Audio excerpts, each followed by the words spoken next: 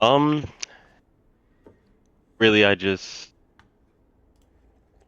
I would say I wasn't really interested in coaching and Overwatch coaching in general until I started watching a bunch of Dr. K videos, and then Sure. I started thinking about, you know, watching, things to do with my hobbies and whatnot. Yep. Uh, I found your content like before I found Dr. K actually, so you also fell into that pipeline. And I've been putting it off for like years, and I was like, you know what? I got the $70. Let's try it out. So, Sure. Okay. Interesting case as well. I was kind of looking through your forum while we were waiting to get set up, and talks about how like you've kind of been immersed in the educational sphere for a while, and a lot of concepts, a lot of exposure to different things, sometimes not really sticking, basically, um, yeah, and kind of feeling like there's a little bit of a lack of agency at times with what you're doing, and maybe how to have more impact and so on. At least this is what your forum says. yeah. Yeah. Okay. Sounds good. At the time of the forum, you were diamond. Goal was to be masters. Is that about where you're at right now? I've dropped a bit. I'm still in Diamond, but Yep. I went from like Diamond 2 or 3 to like I think I'm Diamond 4 now. Yeah, that's where you were at the time I'm of the forum, so makes sense. Okay. Yeah, And then basically Genji Tracer cast the whole 9 yards. mainly just Genji Tracer. My cast has fallen off. I just Sure. give up. Sure. I mean, it simplifies your hero pool, right? Like Genji Tracer's like almost a perfect hero pool because like there's basically no map where they're not going to be good. Like one or the other is going to be good, so that's perfect. And Yeah, the then only no, go ahead. sorry, I was gonna say the only problem is bans kind of screw me over a lot of the time. So Genji usually isn't Oh, banned, true, but true. Tracer is good God, Tracer's banned 90% of games, at least in Diamond on Sure. console. So it's ooh, like Okay. so Okay. yeah, Well, you're playing flexible heroes, so Genji's going to be tolerable most always. That's at least good. And yeah, same thing goes for Tracer. So okay. And then obviously worst case scenario, I mean, you could play Cass, I'm sure, if you had to, if there's like nothing else or whatever else. yeah. Um, Console. Are you on console? I You am. said. Okay. And how long have you been on console? Has that always been the platform with which you have played? Yes, it's like the one I'm most comfortable with. I Yep. started on console. I got a PC, tried keyboard and mouse. I'm I still suck at it. Sure. So I mainly just focus on, Okay. console. Okay. The reason I ask is more to do with like logistical questions, like have you done your research and like the settings that work best for console? I'm completely ignorant, but I think it's worth kind of prodding that. Um, but I guess maybe now that you brought it up and you said that you just kind of tried it and failed, I mean, you could make that transition if you ever wanted to, you know. I can. Yeah. And I will say that like the transition is a lot less painful than you would think. Trust me, I've worked with hundreds of players that have gone over, and if you just commit to doing a bit of aim training, find a decent EDPI if you have enough mousepad space, and you have like let's say, how many frames are you getting on your monitor? Do you remember? Um, I think this monitor is like 75. Okay, So so that's a little low, and I know that's like, and yeah, not everyone can afford the 140. But if you can ever afford a 140 frames monitor and a PC that can handle 140 frames, then you really have all that you need to transition to PC and make it smooth. Let's just put it that way. fair. So uh, if you ever do decide to make that transition and you want some help or advice for that, just let me know. Like I said, I've helped a lot of people do it. It's really not that hard. I think there's a lot of fear about like making that swap, but it's much simpler than you think it is. And every person I've ever worked with has done so successfully. So, That's okay, fair. like your mechanics are not going to reset to zero. Trust me on that. Like it's going to feel really bad at the start, and then you're going to pick it up surprisingly fast. Um, I I like took a break off of like console Overwatch for like I'd say like a year or so, mhm. and I really dedicated myself to try and do it. And the two things that mainly got me off of PC Overwatch was A, the aim training was hell, Yeah, and B, I didn't really have any friends on PC because like yeah, none of my yeah. friends like really hmm played PC. Any real game I played on, they really played as League, League of Sure, Legends, and I was like, I'll just play that. And I sure, like League of Legends a lot. sure, But sure. I'll try not to hold that against you, but sorry. Continue. uh, um, so I just didn't really have like a real reason to Yeah, try I mean that to that's as learn. good that's a good as reason as any. And I think that the thing that's worth highlighting there is actually both of those reasons are the same if you're paying attention. Because if you're like, I didn't like it because aim training was boring. Okay, that's basically Yeah, what you're saying, right?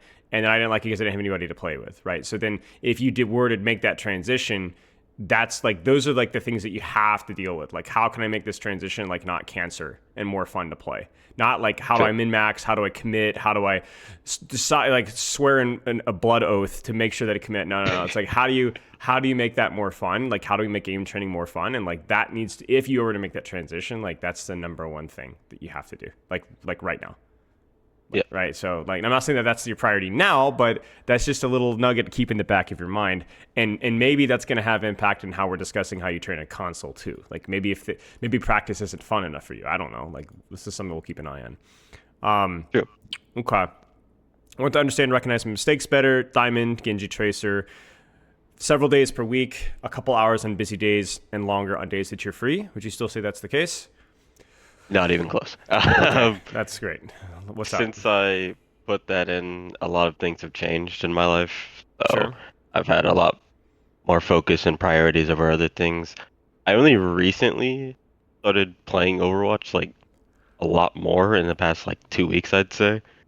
Um, but I do still, it's probably not at the top of my priority list, but it's definitely like, it's still one of my goals to like hit masters, be like somewhat decent at the game Okay. in my Okay. eyes. So basically, it's just not as much of a priority as it was before.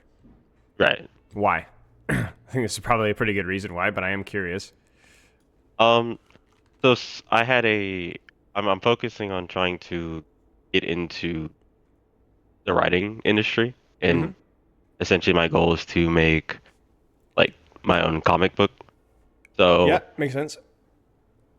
I enrolled in a course there, and like, it was really a game writing course, but the concept still applies. Of It's course. Yep. something to do with writing. Yep. And that's essentially where my focus has mainly been, Okay. um, Makes sense. as well So it's as the Dr. K figuring thing, out. right? Just taking more interest in Yeah, things that you like. Yeah. Yeah. yeah, Makes total sense. Creating for the sake of creating, I know, is one thing that he always talks about.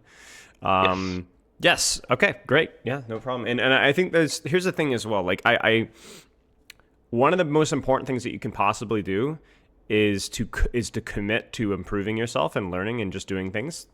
But if you're confident in your discipline and your willingness to try and apply yourself to what you're doing, I think one of the most underrated things that you can possibly learn to do is to know how to quit and know when to quit. So I know fair. it's weird for me saying this in a session that you paid $70 for, but let me put it this way. If you apply yourself with some of the feedback that I give you, you take some of the criticisms that I give, you adjust not just like how you're playing in game, but also like, like you're being more wise with your time. Mhm. And you're just not really liking it, right? Same thing with that transition to PC, right? Like it's just not fun. Then I encourage you to quit. At least your pursuit. Like don't quit Overwatch if you like playing casually, but like quit the dream for sure. Yeah, Now the dream here is not exactly going pro, but to not anymore. masters and so on, it's just like it just isn't for you, right? It's not that you aren't capable of it; it's just not fun. Because trust me, I've committed myself to goals because I said I felt like it was the right thing to do, and then I stopped having fun along the way, and I grit my teeth and I forced myself to do it. And I honestly can't say that I'm always like I'm not even sure that that was always the right thing to do. Let's put it that way. Because it was Right. like really a miserable experience, and I could have committed myself to something else and gotten just as much value out of it. You know, so yeah, just kind of food for thought here. So we'll go give it a shot. We'll give it a go. We'll take some self analysis about like how you're approaching things here. But in reality, if it doesn't click, it doesn't click. It's not that deep. Yeah, just a game. Yeah, exactly. It's not a commentary on you or anything along those lines. It's just a commentary on what interests you and what doesn't. So, okay. What do you feel is holding back from improving? Probably all of the above. Mechanics, mentality, understanding. I feel like my mechanics are lacking regardless of how much I practice with intention. I feel like I don't fully understand certain concepts or fundamentals no matter how many videos I watch. Lastly, my mentality varies while I don't flame my teammates in chats. I do have to catch myself playing them in my head and focusing on my own gameplay. Additionally, I feel as I can be negative-minded at times and hold myself back. Okay, so elaborate. Start with the mentality side of things, and then let's move to the mechanics, because that interests me. My mentality, like when I was first playing, I was obviously the toxic Genji main. My Yeah, supports aren't doing this and da da da da. yeah, That mentality still holds up sometimes, but it's like, no, it's not always their fault. yeah, And I'm not. I'll look at stats, and I know stats aren't the end all be all, but I'll look at them and I'll be like, yeah, this game, I can tell I'm not having much value. I don't feel like I'm having much value. I'm trying to apply Kevzer principle, even though I don't think I'm doing that properly, sure, um, or really understand it fully as much as I think I do. sure. And I also have a heavy imposter syndrome. This is something I also face when I'm learning about writing and whatnot and trying to do well and figure that out. Is I've learned that imposter syndrome is applicable to everything that you just really love to do, Yeah, and you'll never really feel like you're doing it or yeah, you are that thing. yeah. So Yeah, yeah. I mean, being true to yourself and like knowing exactly who you are is like a very difficult thing to do, because there's like the opposite side of it as well, like where people who have too much ego, the definition of too much ego is an inaccurate perception of your own capabilities, right? mhm. And I think that's the same thing with the imposter syndrome. It's an inaccurate perception of your own abilities, so it's really difficult to find that spectrum. I want to talk a little bit about that mentality, being distracted, being frustrated, being divorced from where your attention should be. That seems like quite a problem with you. Whether that's imposter syndrome, whether that's the funny toxic Genji main, whether that's frustration with whatever you're doing. And this is kind of what I want you to put your emphasis on moving forward. Whether it's in Overwatch or whether it's in your writing, it's like, can you stay attentive to the task at hand? Can you enter flow state by just removing the distractions? And kind of even if you are bad, like even if you are the weak link here, or even if the writing that is going on the computer is weak, like, okay, well, enjoy it. just just have fun with it, you know? Like, don't even be obsessed with the quality of the work. Don't even be like, I gotta trust the process to get better. I mean, maybe, but maybe you should just like have fun with what you're doing, you know? Yeah. Like, one of the main principles of live coaching, which I don't think we can do today, sadly, I don't think it's possible through console, is just I the reason I live coach people is because I want them to feel not just the focus, but I want them to feel the simplicity and the enjoyment of just treating Overwatch like a game again. Yes. Right? Have you seen any of my live coaching sessions before, and any of the VODs that you've watched? I've seen a few. Okay. Like a couple months ago, I really got back into them. Then I stopped because I stopped like focusing on Overwatch as much. Yeah, of course, of course. Uh, So, but you're familiar with the principle, right? yeah. Just going in and me saying the same thing over and over again for 25 minutes and just completely obfuscating, forcing them to tune out all the other goofy, annoying, rotten things. Like, I did some live coaching last week. First game, guy has a lever in the first 30 seconds, right? Next game, they almost get full held at a first point, and we had like 4 or 5 deaths or something like that, right? But you know what? Like, the rest of the game, we were able to kind of like lock in, and you know, Just obviously have fun. the result actually ended up winning the game, but that was kind of irrelevant. Like, we could have actually been full held there and it was still enjoyable, right? And I think I was asking them, was like, how frustrating does this feel after the end of the game? And they're like, well, it wasn't as bad as I thought it would be, you know? And I was like, why? I was like, well, I was like really trying to like, because in the 4v5, there's like that 2-minute timer before you can leave, you know? And I was like, all right, well, it doesn't matter if this is a 4v5. You're going to roll out from spawn and you're going to take it on the chin. And it was blinks. It was like dodging with blinks, right? And they were like, they were taking like, they'd had like a 4v1 because their team had given up and sat in AFK in the spawn room. And they were literally like 4v1ing, you know? And I was like, all right, how long can you live? How many shots can you dodge, right? Like, and so, you know, before that timer runs out, they could just leave. So there's a couple moments where they were like legitimately, you know, shattering a few ankles there. I was like, hey, that was good. That was fun, right? You know? And you know, again, that's the purpose. And the reason why that's important is because they were never so locked in as when they were having fun. True.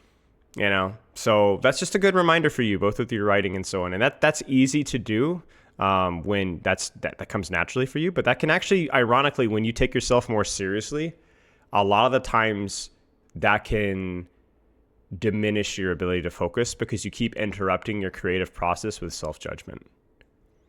You know, the way that I look at it is be serious about your training goals, the way that you approach things, but pursue creativity and fun once you're actually in the process itself, you know?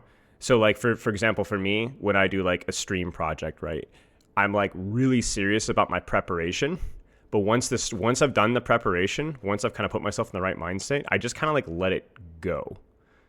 You see what I'm saying? It just be natural. Just flow. Like when I'm thinking about when I'm doing like practicing a new character, I put a lot of time like making sure that I'm really thinking about my positioning, like my angles, where should I angle, where should I angle, where should I angle. But if I feel like that might be kind of a fun angle to take, let's try it. I'm gonna do it. I'm gonna do it. You know, I might die miserably, but I'm going to do it. You know, and I might be like, okay, well that did or didn't work, and like I wonder if that was a good angle or a bad angle. Like, you know, me playing Freya or me playing Hazard or, you know, most recently with Wu Yang. Like there was a game on King's Row where my team was like completely had given up. We were being full held on like second point. We couldn't get out of the choke, so I just hard flanked. I was like, I don't know if this character can hard flank. It's like the day after his release. And we lost the game, but I broke the choke. We got us out of the choke. We actually capped second point because of my efforts. I was being a rat, and I was like, oh, it was really hard. You know, he wasn't Kiriko level of flanking, you know what I'm saying? But it worked better than I thought. And like that kind of like, the reason why that was so important is obviously like it allowed me to learn the character better, but also it like reduced the tilt that would have happened from 5 more minutes of sitting miserable behind a choke. Basically, I made the game more fun for myself. You know, so like that's kind of like the challenge. Is like I'm treating the problem seriously, but I'm allowing myself to kind of enjoy the process. And the thing is, it's like even after this review, you're gonna be like, oh, this is inspiring. I'm gonna go do that. Like it's gonna be hard for you to do that. You do have to practice having fun. As weird as that sounds. Because if you have a personal tendency towards avoiding that, you're gonna need to practice that. You're gonna need to practice letting go and unlearning like those mental excuses that your mind makes for you. Like, no, you can't have fun here. That's bad. Right. Like even your imposter syndrome with writing, right? Like the whole purpose of you getting into the writing was not for you to be a successful comic book writer, although that would be cool, right? It's more along the lines of like, even if I'm not successful, it would be really fun for me to just write and just have fun little things, you know, whether any sort of creative endeavors. So whether you want to be successful or whether you just want to have fun, the way that you train looks pretty much the exact same. You see what I'm saying?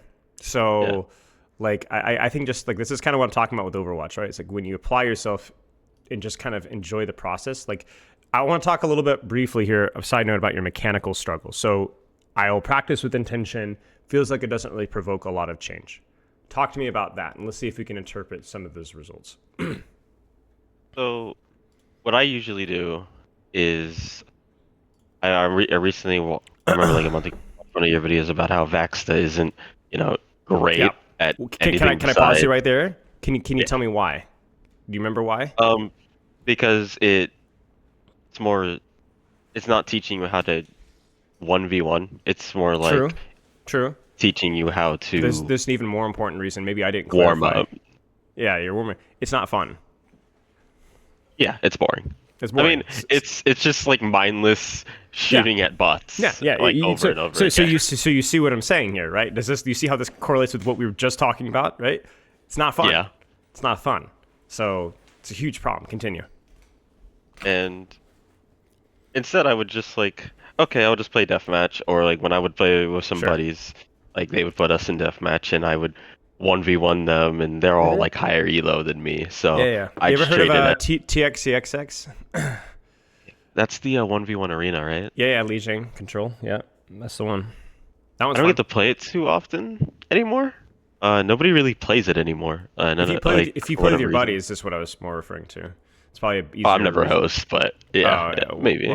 Well, hold them hostage or whatever. But yeah, continue.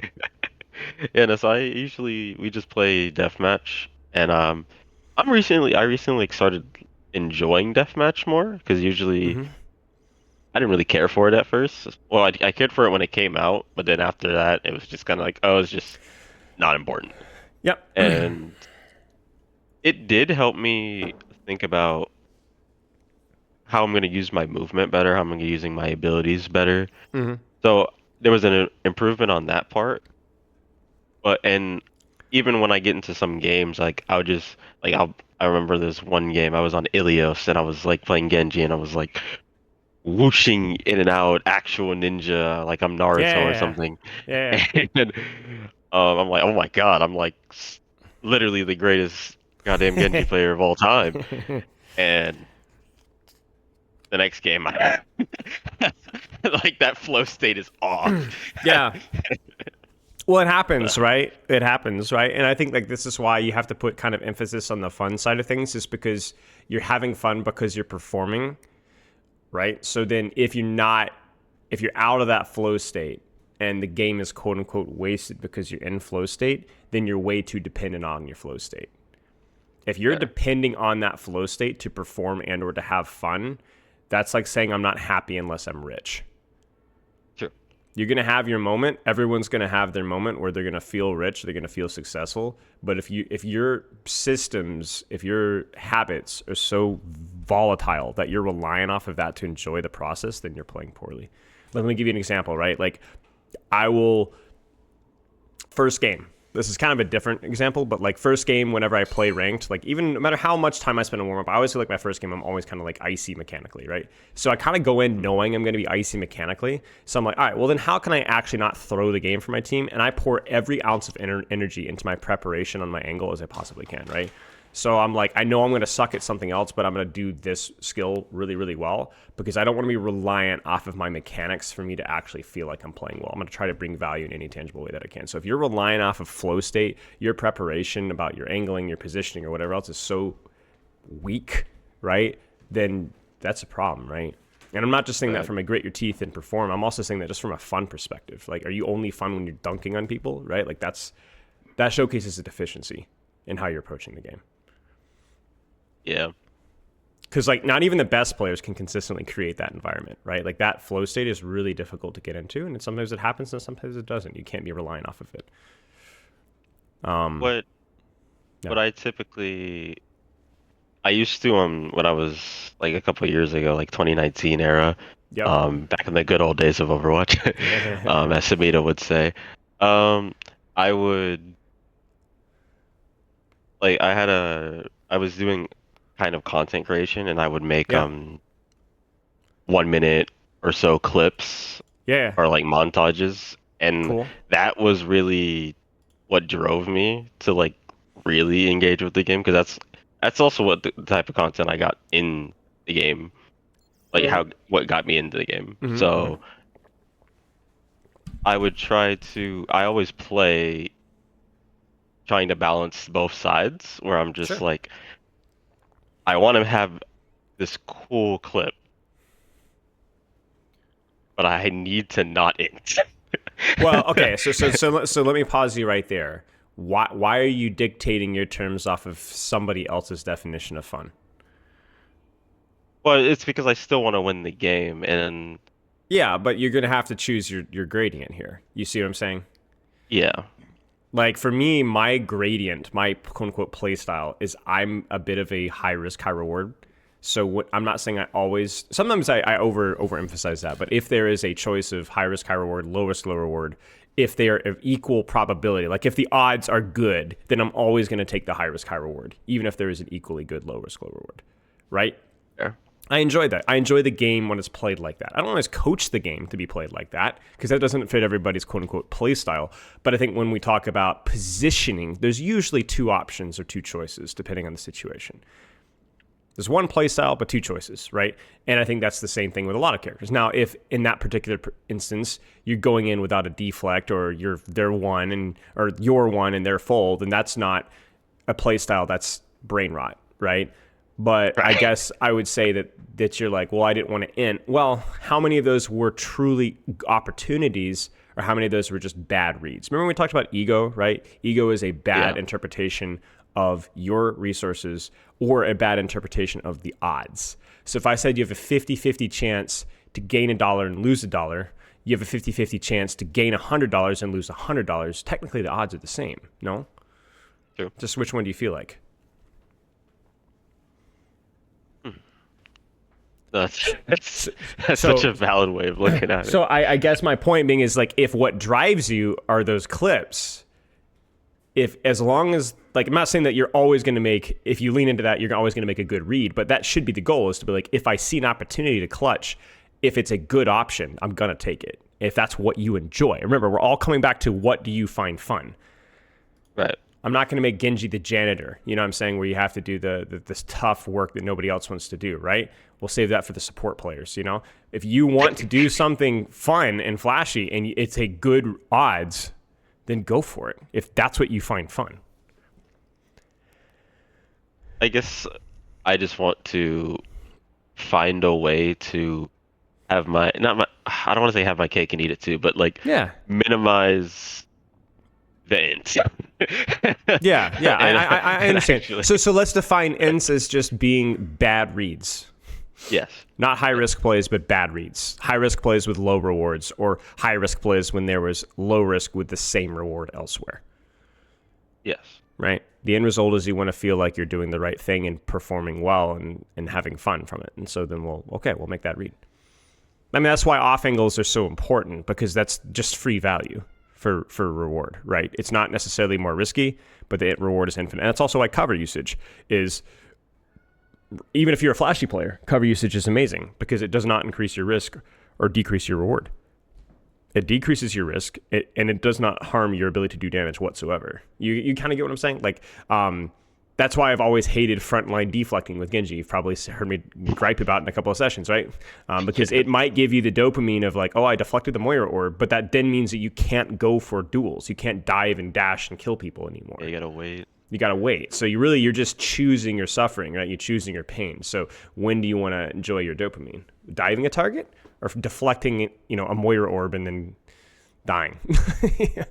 Your choice here. So yeah. I mean, heck, even like the whole tracer angle thing, cheating an angle, right? Triple blinking at a target instead of setting up. Why is that bad? Because you triple blink, you one clip, you recall out, and then you're done. That's your contribution for the fight, as opposed to dodging and blinking and dodging, moving and harassing. It's your choice. You choose. Yeah. Makes sense? Yeah, it makes perfect sense. So let's focus on having fun and kind of going with that. And I want to like. I feel like we didn't really fully answer why you feel like you don't get value out of training mechanically. So before we move on, I would like to talk about that. So maybe that's changed since the forum. Maybe you can clarify here. You talked a little bit about Vaxstep. I don't really feel like we talked about the lack of mechanical value directly. So if you can elaborate on that, that would be nice. I think it mainly stems from this essentially the imposter syndrome, where it's like, Sure. I understand I'm diamond, and that's a high percentage of players that people don't make, even though I like personally, I don't think diamond is as hard to achieve as it used to be, because when I was playing Overwatch 1, it was hell to get to diamond, and I never stayed long. It's about, I'd say it's a little bit easier. I think Masters is as hard or harder than it used to be, but I do think diamond is broader than it once was by a little bit. But it's only by a little bit, I'd expect. Yeah, like that sounds fair. I've hit, and the funniest part is I hit Masters on support, despite being like a gold level support for the longest point of my life. I will not say anything because I've said too much on that. You can fill in the blanks. But I don't know. I've always compared myself to the friends I've met and the other people I've met doing like when I used to do like content creation and on Instagram and whatnot. A lot of people like that are genuine like better players than me. And there always will be better players than you. I know that. So it's just, I'm like, damn, this guy is really, really good. Yeah. I want to be like this guy. Yeah. And then I compare my own mechanics to that, and I'm just like, I'm still, like you said, deflecting at the Widow halfway across the map. That's actually looking at me. Trying to get that clip and that bad read. And I guess that's where a lot of you summed it up actually, that's probably where a lot of my mechanics and don't translate well because I rely on flow state and I take a lot of bad reads, Yeah. and that probably culminates Yeah. into like me growing up a lot. Yeah, I mean, there's two ways of looking at it. Like you make the question is just like, why do you make bad reads? Are you just distracted? Are you not used to making those reads? Are you inexperienced?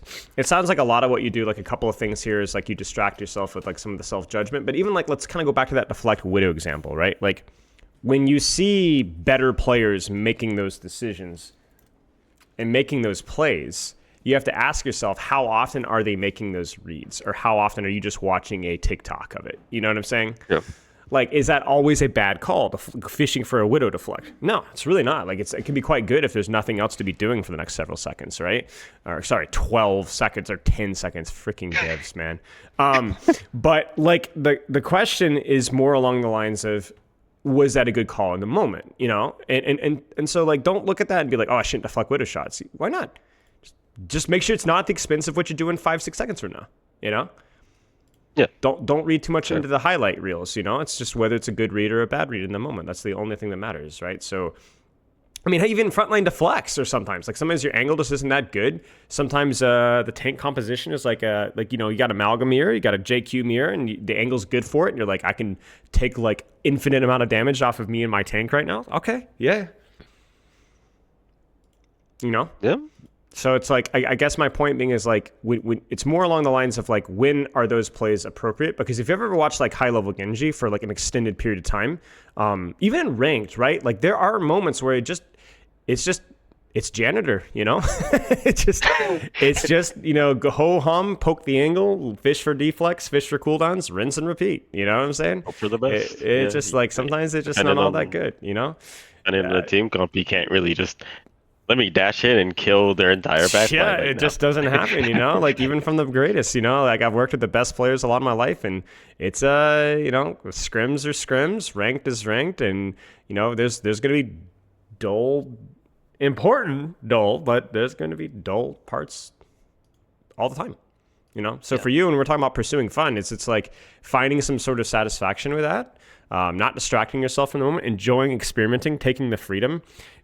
Be the Quake Don, you know, the get Quake Don of Genji, you know. Quake just was like, yeah, I would win a lot more games if I was actually like embracing but I'm not going to. So yeah, that's Quake. Yeah. You know, so you do you. Well, so you do you. Okay. Do you want to look at a replay code here? Yeah. I have Sure. one. Sure. Let's see if it'll let me. I don't think it wants to let me. You can just read it out. It's fine. It is CM30 7W. 7. Whoops. W. Got it. Ready for battle. Are you Riven here? Yes. Okay. Why this code? This is a game where I felt I performed pretty decently. Like I tried my very best to clutch this game up. Yep. Granted, I don't remember a lot of it, Yeah. but I do feel like I played well here, and Yep. we still lost, and I just want to know Sure. how to apply what we've already talked about, and also how could I have won this game, and how could I like get more value? Sure. I mean, that was kind of what your forum In- talked about, right? Moments where you Yeah, feel just like, get you know, more. what could I do more? Yeah. So we'll look at it from a really simple perspective. I will ask you questions like, you know, why did you do this? Or what do you think about this? You know, because obviously you're operating from a point of knowledge, hopefully.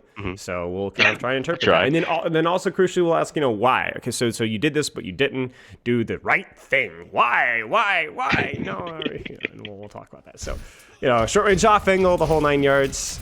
I like you leaning here a lot. I think this is normally I would like you kind of harassing and pursuing here, but you know, you've got a lot of pressure from this left side, and so you decide to kind of swing wide here instead. And obviously, this seems pretty good to me.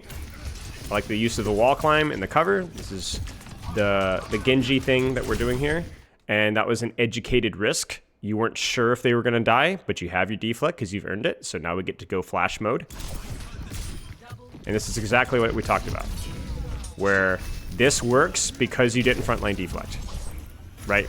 So that's exactly what we want. The only problem here is obviously you got walled off, you died, but like this is exactly what we were looking for. So let's keep going. This is fine. We were just coming back from spawn. Now we deal with the Doom. It's fine. Now he punches out. Again, I have really no criticisms here, so. Yep. Okay, no criticisms. Easy, right? Do good things. I have nothing to say. Okay. Doom is committed. Reaper's committed. You're going to dry blade backline with no support. But if you're able to live here, then Reaper should potentially die. So let's see what you do. You also have your deflect. Only thing I would have said here, probably could have deflected this. And then here, you just need to be faster with dashing out. But to be honest with you, it's really not a bad thing, because this still kills the Reaper, kills the Ana. Yeah, okay, let's keep going here. Yep. Only thing I could have said there, like a really major criticism, is I would have preferred with Blade for you to either take a 1v1 or let them come closer into your team's LOS, because it is an ult that benefits a great deal from support. Yes. Or fewer enemy cooldowns, which you can't force early in the fight. So I will not say that that is a bad play. I will not even say that it's a meh play. It's a good play. It was a nice play. It's always better with Blade to go a teeny bit later in fights with a little bit more patience. The problem with doing that is it does mean that you often won't be able to use your deflect early in the fight. So it's like a risk reward. And I think you made a calculation. You went for the highlight play, which is exactly what we talked about, but it was smart. You staged it well, you forced cooldowns, and you had your deflect and full HP. Plus the enemy team had committed. I have no problems. So this is where, if I'm going with what's optimal, I'm going to criticize that a little bit, but I'm not going to do that with you. If you play like that every time, we're cooking. You see what I'm saying? It's fine. No self-judgment. It's a good play. It worked. It was a good play. If that had failed, I would not hindsight say that that's a bad play. It was good. This is where, like, you just need to get an angle now. Like, I know you're thinking, like, are there anybody here? We just need to go. We just need to go. Yeah, so this is good. I guess I just didn't know what they are. I struggle with awareness sometimes. Yeah, but so then move, right? So if you're like, well, I don't know where they are, we're not exactly accruing more information right now. So we should probably keep moving, you know? Even if that's look where my team's or looking. here. Yeah, just move. Find somebody, you know, and start fighting. So, like, we're waiting for potential value because you thought that he was going to go for Ana. But it's like, what if he does that? Or what if he doesn't, you know? Yep, good job. That's fine. Like, you were down 2 before the fight even started, and then they just popped a couple ults and you didn't. So I'm actually pleased so far with how we're playing. This is fine. We're playing smoothly. This is one of those games where it's like, you can go, oh, I could have played a little bit better mechanically there, a little bit better mechanically here. But, like, if this is how you play your fights for the most part, then there's not going to be a problem. And I promise you that we're going to find a problem here. Yep. This angle's good.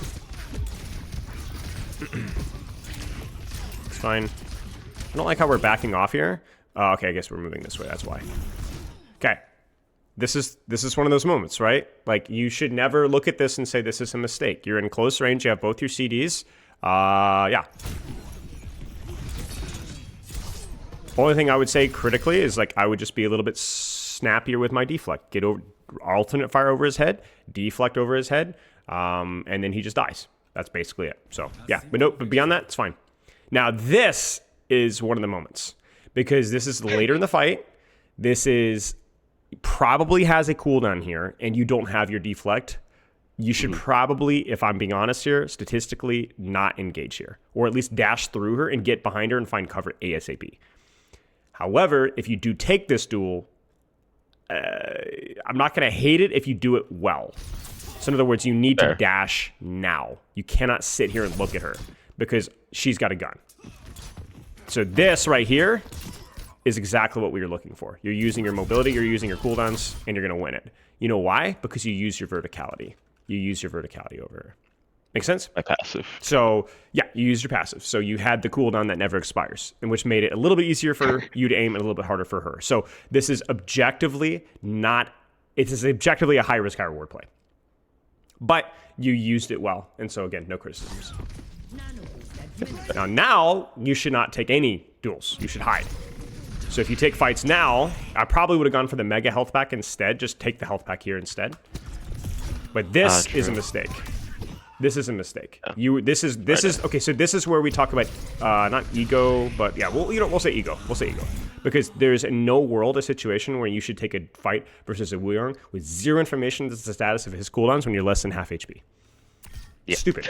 Stupid. First thing you should do here is disengage, disengage, disengage, disengage, disengage. Because if you disengage this Reaper, this Doom dies. This Reaper probably will die. Maybe could have died. And then now we can win this fight.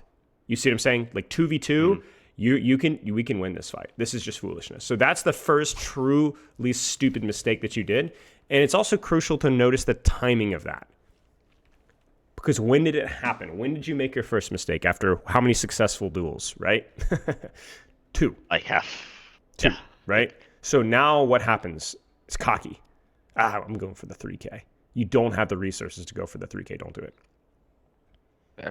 You don't even have a reason to it, right? You don't even have the reason. Like, let's say your hazard dies there, then yeah, just die.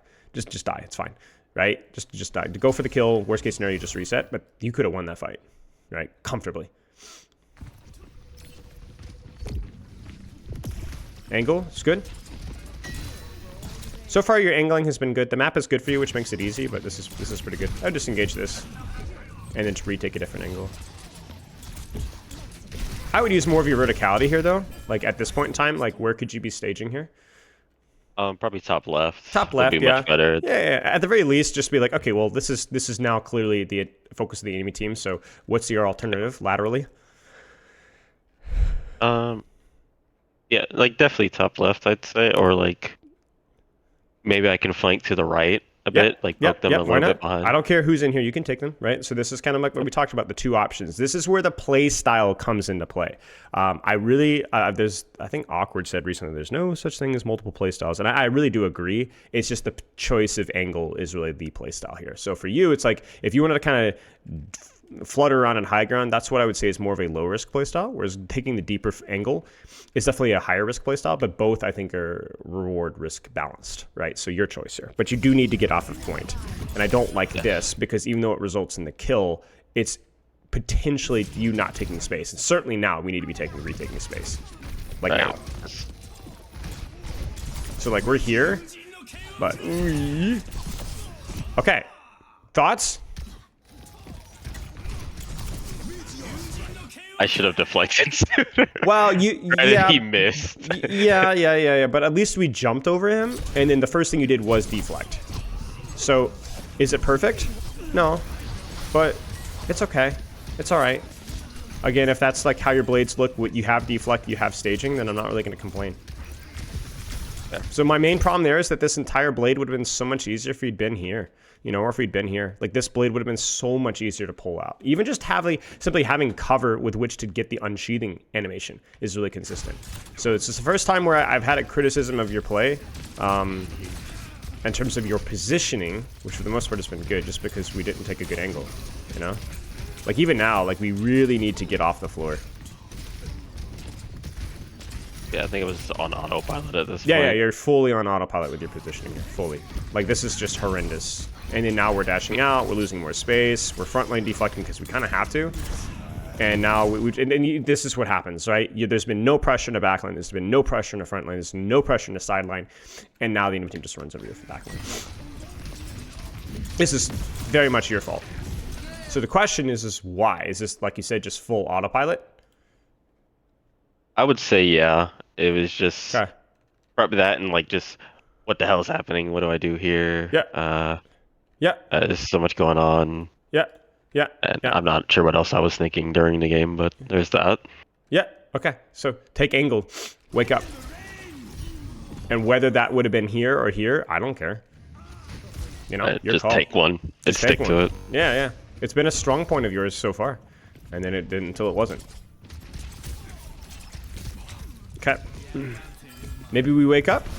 A lot of the times point refreshes wake people up. Thoughts?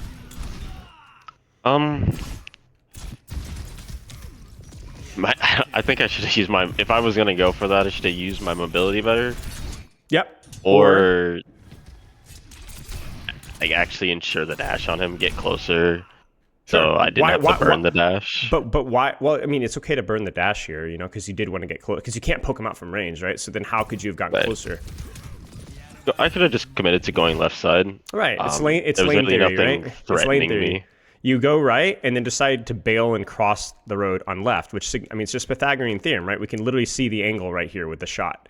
This angle is longer than using this angle approach from here, which means it's a lot more difficult for you to connect. In addition, you actually expose your back to being shot from behind during that process. You see it? Mm-hmm. So ultimately, it's a just much more risky engagement. You committing dash with deflect at full HP to go for a Cassidy that's within your range is not an ego play. It is a calculated risk. I have zero problems with that, but you need to set it up better. And as you said, if possible, use your verticality better. Yep. You see what I'm saying? I'm not critiquing the play. I'm critiquing the setup and the execution. Mm-hmm. If this is the type of risk that you want to go for, then I'm 100% on board.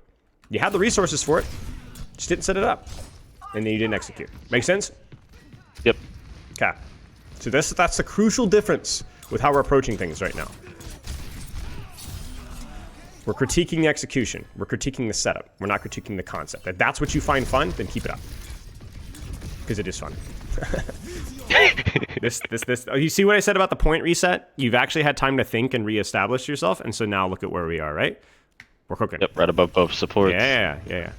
Spoking. Yeah, it's just you just lost vision of the angle. I would say that's probably more of a console thing, where like I don't know if it's a headset or whatever, because like you should have heard them. I don't think I did. Yeah. Okay. And I have a pretty decent headset. It's Sure. just I don't want to blame the audio and make excuses. I understand. I understand. PLDR is you have to hear them, and you could have, if you were a little bit snappier, you saw them for like a brief pixel, right here. Oh, I guess you couldn't see them, but you definitely heard them. Okay, I'm seeing through walls. Yeah, I probably could have heard them. Yeah. Like this is a fine staging. They put commit double DPS here with deflect and dash here. You're going to be able to live this and disengage and maybe even get a kill. This is just sloppy. The good news is that hyper focus. Support. Yeah, which is not good. The good news is that it's still a good play in terms of your staging. It's just really poorly executed. Okay. What on earth happens here? Oh, you're down a bunch. That's fine. Okay. Yeah, like full autopilot on angles, bad initiation on third point, and just losing vision of the angle. I think this is there's moments that you're playing really well. Let's keep going. Any questions? No, not really so far. Okay. Yeah. I mean, was this stupid? I mean, no. You're able to close the distance immediately on him. You have cover. You use your wall climb. Deflect. Worst case scenario, just drop and you're fine. Right? You went right to right. He's the stupid one here. Right? Yeah. Goodbye. Good. Yep. Good disengage. We can't pursue. Love wall climb. Yep. Now here, this is absolutely a time to get trades, right? This fight's lost through no fault of your own. Somebody needs to die. Good try. I would just die here if I were you. Yeah, good job. Okay. Good fight from you. Yep. Contest the Doom. Sure. So we're like, okay, hyperfixating closing the distance to the cast. We have our cooldowns. And we get them. Sure. Timing is good. Okay. This one's a mixed bag. This one is... Okay, let's talk about the good parts first. What's good about this duel from you? I engage him from above, and I use my mobility to dodge his, like... Yeah. Crap. And this guy is really bad up close, right? Like, really bad up close. In addition to that, you also... I mean, I'm going to be honest with you. You aimed well. Your mechanics equal good, okay? These shots are hard to hit, and you hit them. Really good job. The bad part, and just something that should give you pause, is what? Really easy. My back is completely exposed to everyone behind me. Right. So if anybody turns around, I'm dead. Right. So you probably should have staged actually from the high ground instead and done something like this. In addition, you don't have your deflect. Do you think that the goods outweigh the bads here to make this a decent play? Not optimal, but decent. No, especially since I just wasted dash. I don't think it resets either. I'm going to disagree with you. I think this is fine. That's fine. Yeah, I think it's fine. Fine. Yeah. Yep. Because I think getting close to this guy is so unbelievably valuable that you're probably good. The difference between this and the last time that we dueled Wu Yang is that you are getting in his face, number one. And number two, this might come as a shock to you, but your chances of beating this guy go up a little bit when you have more than double the HP that you did in the last engagement. You know, having 200 health, it helps a lot, okay? So, like, yeah, this is obviously a high-risk, high-reward engage. But remember, I don't discourage that. I think you got enough going for you. This is okay. I will say there is a bit of a tendency here to where, like, I think you could have been a bit more creative with how you approach this. You know, there's not a huge rush here. You got the trade that you needed. But, yeah, this is fine. Now, first things here you should do is what? First thing, priority. Get on high ground, disengage. Get on high ground, disengage, hide, do whatever you need to do. You cannot take any engagement here. Yep. So this is fine. Sure. Don't engage. I really would have liked a cleaner heal passive disengage from you here. As in, just don't get shot by literally anything. Just hide. Hide here, dash towards your team when you have to disengage. I mean, assume we're going to dash here and then we should be fine. Yeah, that's fine. Okay, good job. Soldier. Oh, he DC'd. Okay, so this is why you're like, how did I? Well, okay, well there you go. Because this is what we're watching right now. I didn't even realize that. Okay, literally an easy mode AI soldier would have been of more value here. Yeah, this is great. Yeah, good disengage there. Way to hold space. Yeah, just trust the heal passive here. Sure. Yeah, there's no problem here. Yeah, good job. I mean, I'm not saying you played flawlessly, but this is pretty good so far. You're doing what you needed to do. Yeah? High risk, high reward? Absolutely. I know I didn't execute this well. Well, high risk, high reward, not executed well, is what's going to happen. You're going to freaking die. Right? That's what you signed up for. Like, look at this. What happens if you right-click this Mercy faster? She dies. Then what do? You get a dash reset. Then what do? You kill the Cassidy. And then what do? Well, you die to the Doomfist. Get out. Yeah, I don't kill Doomfist. Okay. But you know what? Is that worth 100%? 100%. Absolutely. And is that enough space to where, in theory, you guys could still win this? Yeah? Yeah. You can force the Valk out. Yeah. It's okay. It's hindsight for me to say that's a bad play. That's a decent read of the resources and opportunities that you had. So go next. I look at this and I'm like, if this is how you play most of your games, you're gonna improve. And so what I'm looking at here more is like, maybe this is more of a positive reinforcement review, right? Where I'm telling you this is quality. When you play with this level of intense focus, maybe it's because of the VOD review you had coming up. You're like, I gotta get a good code. I gotta be focused, right? This is good. This is good. And honestly, this is also looks kind of fun, right? Like, was this game not like, okay, I'm sure the result wasn't great, but like, are there not like fun moments here? Like, this feels fun. It feels satisfying. Before this game, I was coming off a loss. So, not so much. Because I lost 2 games in a row. And I was like, first game I won, I just played 3 games and it was late at night. That's what I remember. So, played 2 games, won the first one, got pissed the second one. Third one, I'm like, I shouldn't have lost that. Got off mad. Yeah. I mean, that's the problem. Who cares? Like, if you win or lose. If you play like this consistently, you're going to rank up. Not only just because you're going to win the majority of games, but because you're going to actually train effectively. Like this, from a mechanical and positioning standpoint, this is like, if you train like this, you're going to build some really good habits. Okay. I guess I don't know. I promise you're not playing like this every game. I promise you're not playing like this. Yeah, not even, I would say you're not even playing like this 30% of your games, 40%, not even. Yeah, and that's I the just problem, need to right? think with intention a lot more often and just read You're right. Think with intention, but also like just like enjoy what you're doing. Have fun with what you're doing because this looks fun to me. This looks like you're focused, but also this looks like you're having fun. Yeah, because I'm. You know. I am, but I'm not because I'm tilted. Yeah, right. Exactly.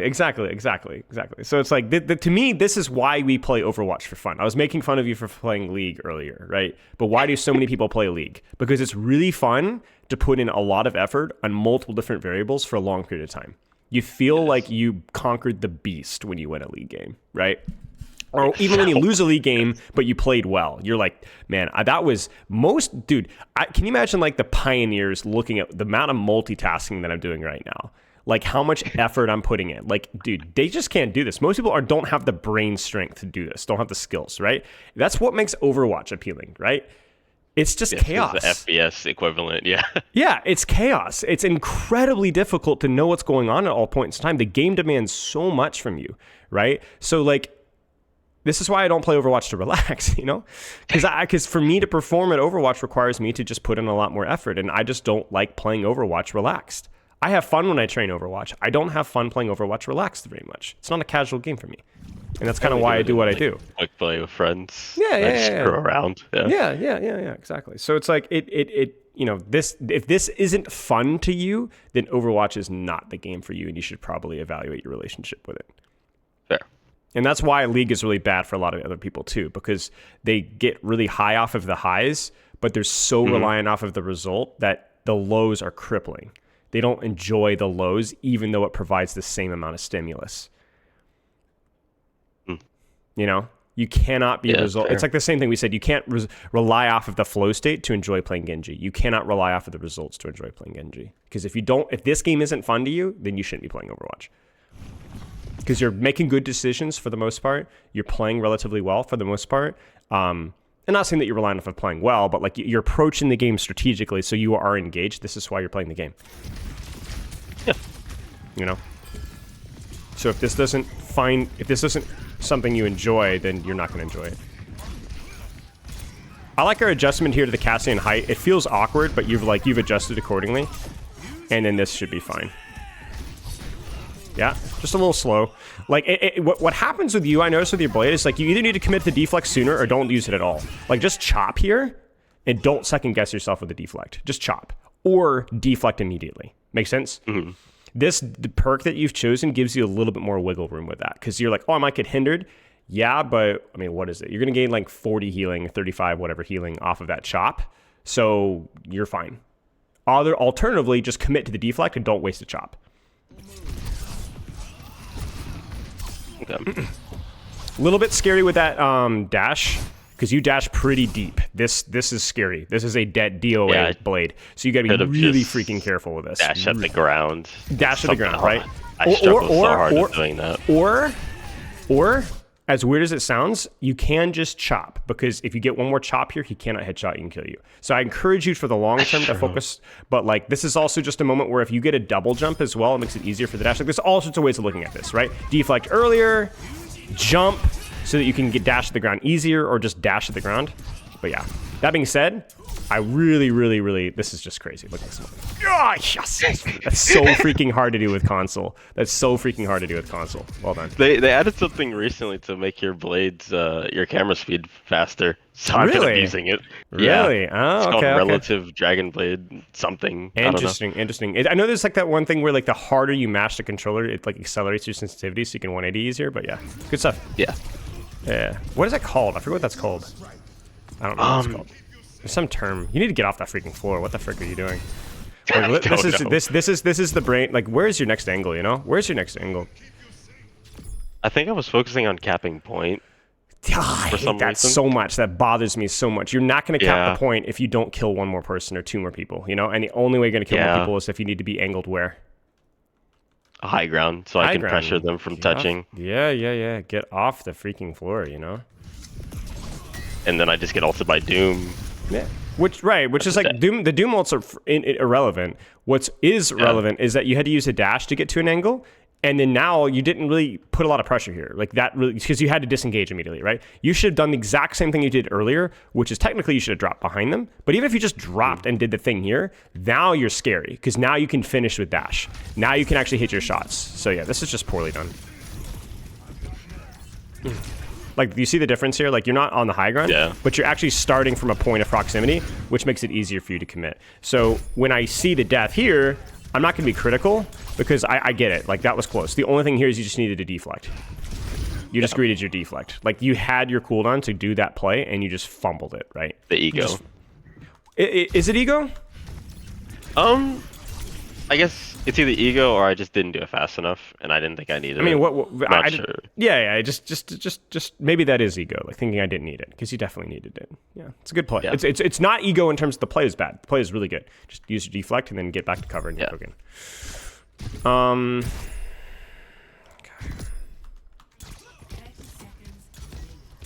Sure. A little spooky there. Yeah, good. Sure. Yep, good stuff. Really like how you're using your verticality. And you know, again, when you stage well and you're cycling your cooldowns well, things work. Get off the floor. Get off the floor, get off the floor, get off the floor, get off the floor, get off the floor, get off the floor, get off the floor, get off the floor, get off the floor. You know what I'm saying? Move. Yeah. I don't mind you shooting the Reaper there, but just get off the floor. Good. Definitely ego, but also not a bad calculation.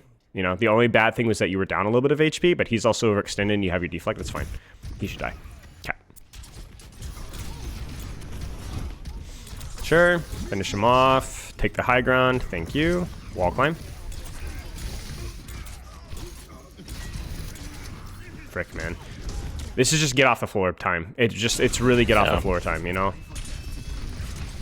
Because it's just, everything feels so incredibly bad because these targets are getting out at 1 HP because you're just not staging well. Just move. Get off the floor. We'll speed run this. Finish this code. We don't have too much more. Thank you.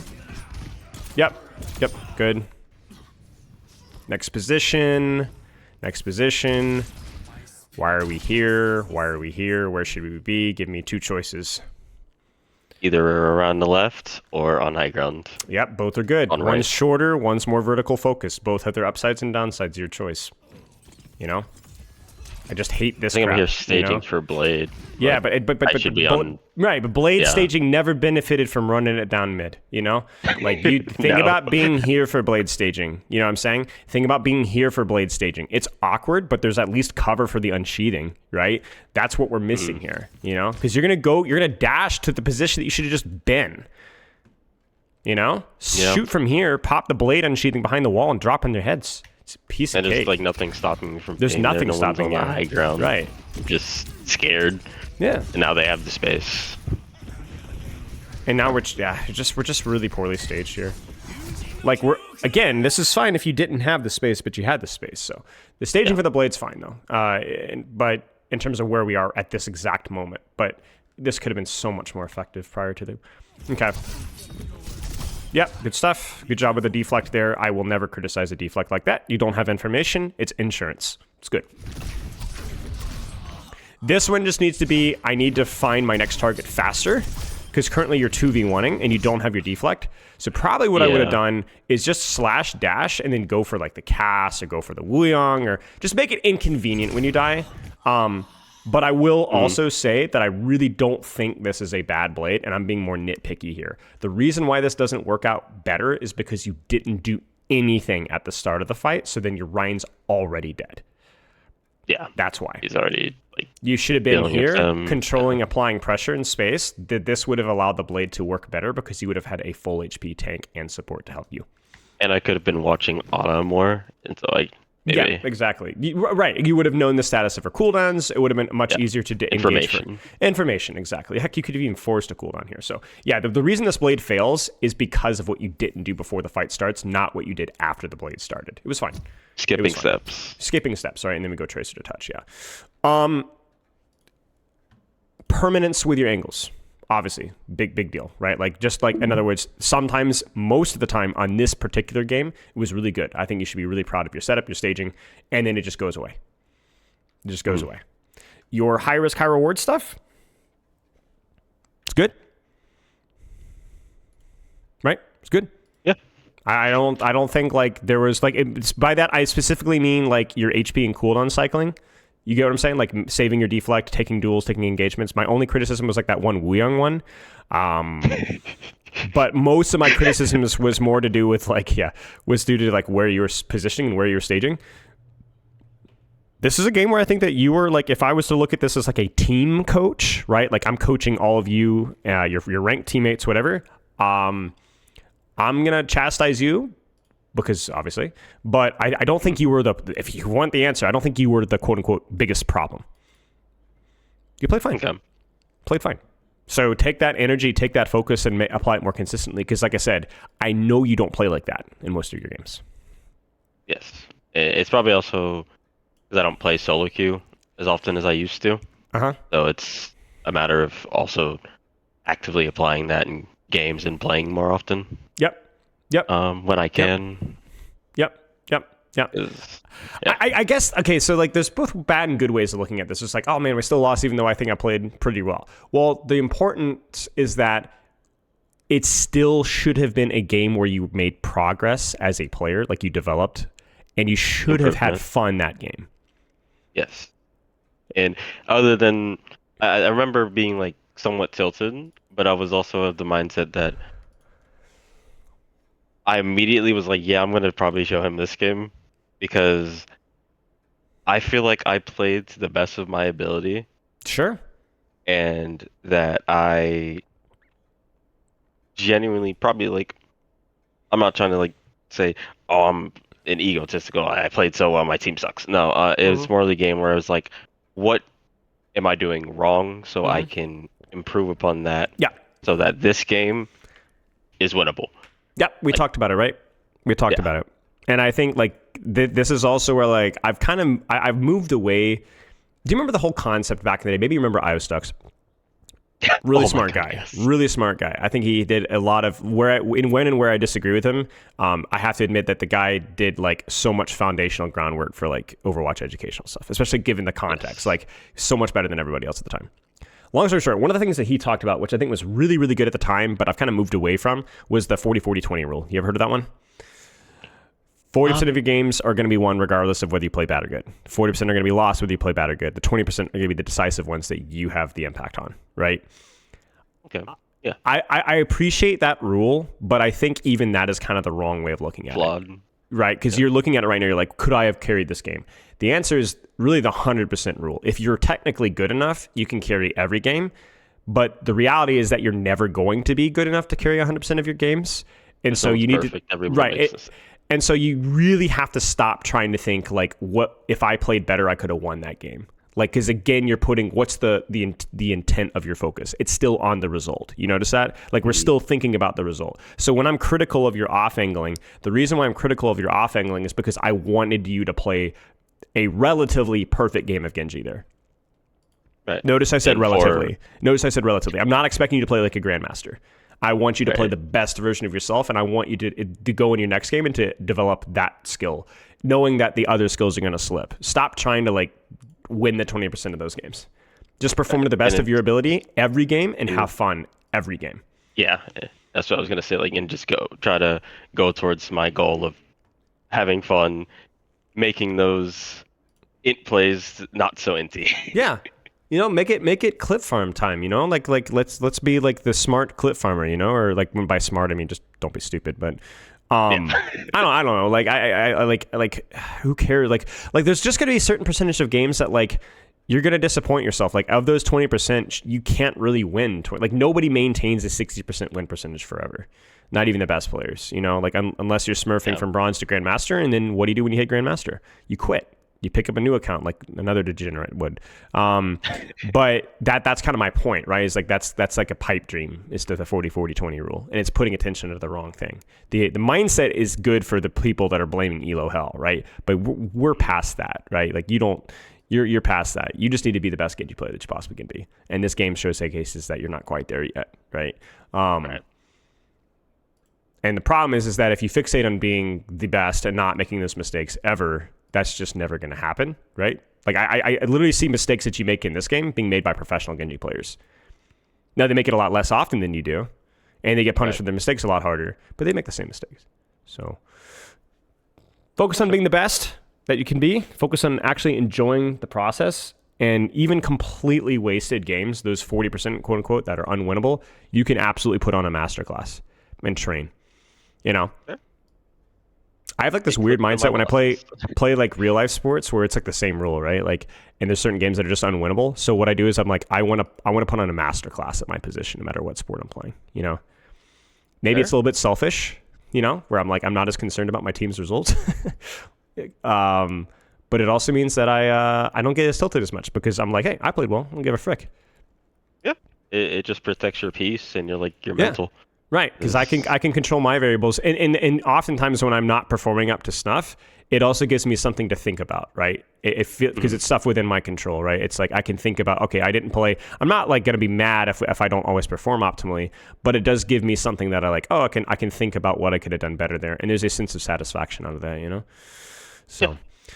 Play for fun, evaluate your practice, playing for fun, and truly, like we said, if fun just isn't it with Overwatch for you, if it takes too much effort and the reward just isn't there, then it's not necessarily a shortcoming of yours. Like it's not a personal shortcoming, right? It just might not be the game for you. There's a reason I don't play Overwatch for relaxation. You know, is there something wrong with me? Maybe, I don't know. You know.